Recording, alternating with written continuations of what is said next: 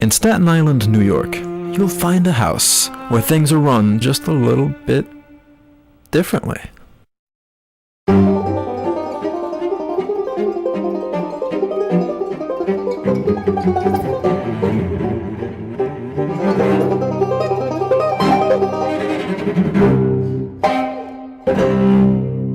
It's just great that George Burke actually saved the land, from being,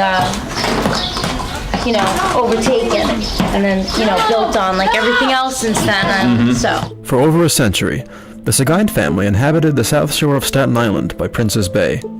Rich with history, they at one time owned factories, invented dripless candles, and made many other products at their factories.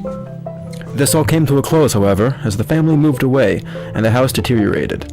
It was at this time that a family friend, George Burke, stepped in and redid the house with a little outside help.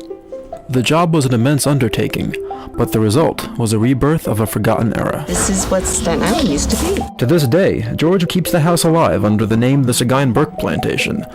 And yes, he does live in it. He also gives 2 public tours a year and runs a 5-week horse camp program for every summer. And if you're lucky, you might get invited to one of his private parties he runs throughout the year. Not exactly a stuffy old house, is it? But the problem is that there are no successors to either George or Christine, a hard-working woman who runs the horse stables. Without our help, this historic site could fall once again.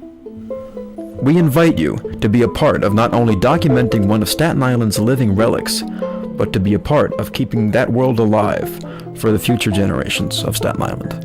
It used to be Clove Lake Stables and West Shore Stables, and now you have houses there. Right. And the building is just tremendous on the island, and there's not hardly anything left. You're really a true conservator. We're hoping that'll spark an interest in the kids either to do it here or elsewhere, but to take an interest in preservation so their children and grandchildren can still enjoy something.